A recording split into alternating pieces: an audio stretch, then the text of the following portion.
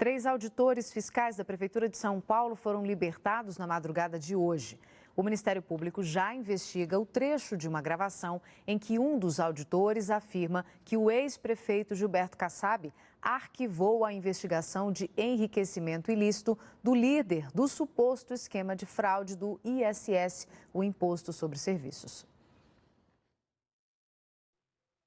Primeiro a sair, o ex-diretor da Divisão de Cadastro de Imóveis, Carlos Augusto de Lalo do Amaral, enfrentou as câmeras de cabeça erguida o tempo todo. Atrás estavam o ex-diretor de Arrecadação e Cobrança, Eduardo Barcelos, e o ex-subsecretário da Receita Municipal, Ronilson Bezerra Rodrigues. Eles deixaram a delegacia em carros separados, sem dar entrevista. Os auditores são acusados de participar de um esquema de corrupção na cobrança de imposto sobre serviços de construtoras, que pode ter gerado um prejuízo de 500 milhões de reais aos cofres públicos. O agente de fiscalização, Luiz Alexandre Cardoso Magalhães, foi libertado antes, na segunda-feira, depois de um acordo de delação premiada. É com Luiz Alexandre que o ex-subsecretário da Receita, Ronilson Bezerra Rodrigues, diz que o ex-prefeito Gilberto Kassab pediu para encerrar a apuração em que o auditor era investigado por enriquecimento ilícito. Os auditores fez o que pegou a declaração de bens da prefeitura, a evolução para 10 anos foi do Kassab.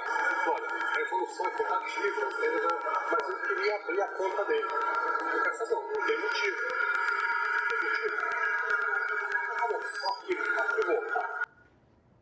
O ex-prefeito de São Paulo, Gilberto Kassab, repudiou a tentativa de envolver o seu nome em suspeita de irregularidades.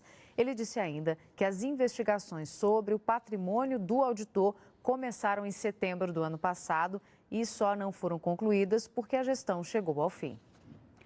A cúpula do Partido Comunista Chinês iniciou hoje uma reunião fechada de 4 dias para discutir as maiores reformas do país em 2 décadas.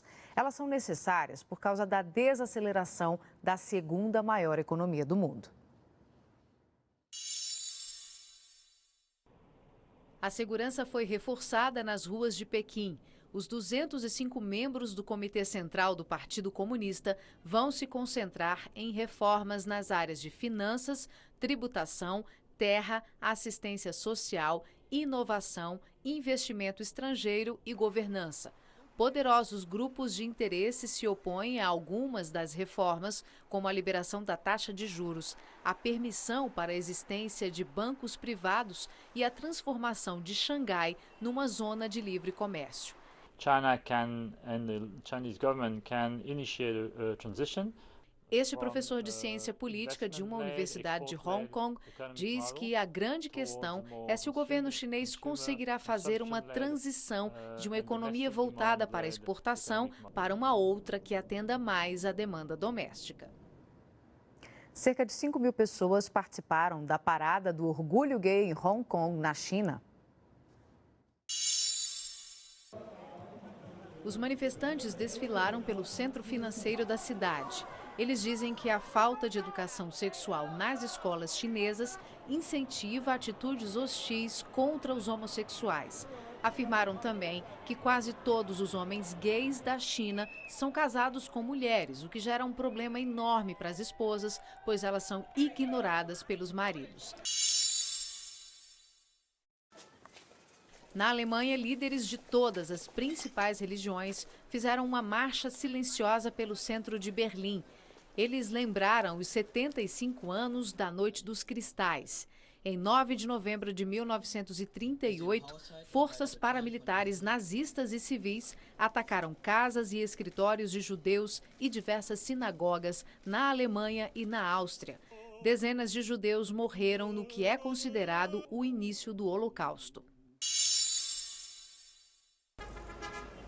Na Bolívia, milhares de pessoas participam de um festival anual. Elas levam as caveiras de entes queridos para o cemitério e oferecem flores, doces, folhas de coca, cigarros e álcool na esperança de que elas tragam boa sorte. A tradição vem de um hábito indígena de desenterrar os mortos um ano depois do falecimento.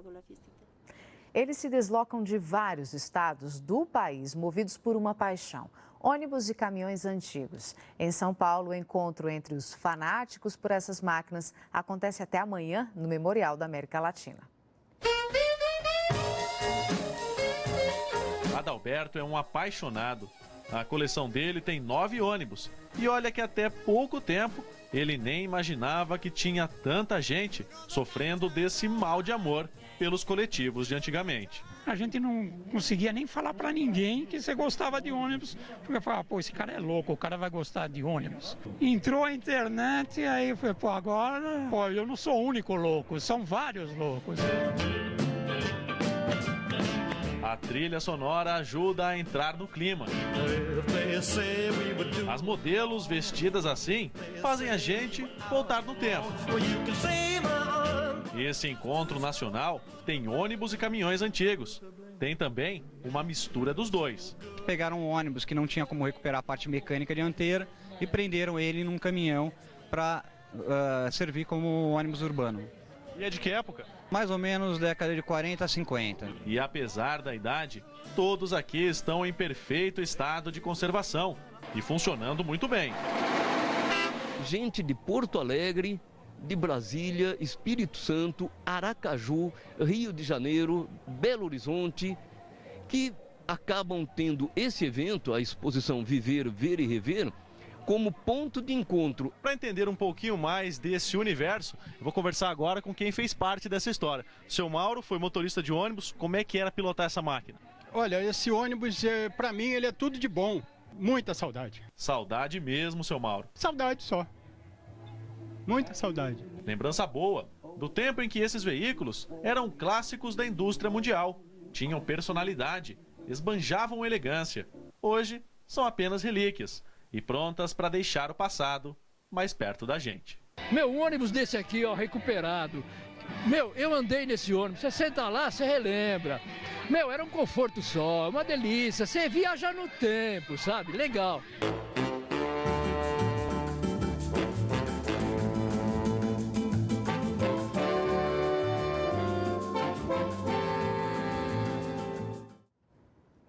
Um caixa eletrônico lúdico e uma biblioteca para trocar livros. Estas são algumas novidades da Feira do Livro que estão fazendo sucesso em Porto Alegre.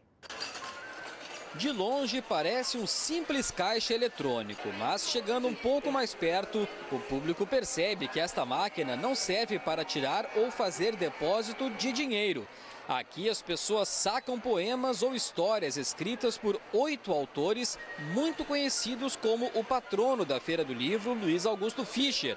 E quem quiser também pode fazer um depósito contando sua própria história. Às vezes o que a gente está passando na vida no momento, outras pessoas também estão passando. E de repente é uma maneira de ajudar as pessoas. E assim como o caixa eletrônico, que parece, mas não é, esta biblioteca também é um pouco diferente. Todos que entram para tirar uma obra devem deixar outra no lugar. É o troca-troca de livros. No final de semana a gente trocou em torno de 700 livros. E a gente quer até o final da feira alcançar uns 2, 3 mil livros. Se depender do seu Di e do Felipe, o projeto vai alcançar a meta. É uma inovação muito importante porque amplia, né, as possibilidades de quem cultiva o livro, cultua a leitura.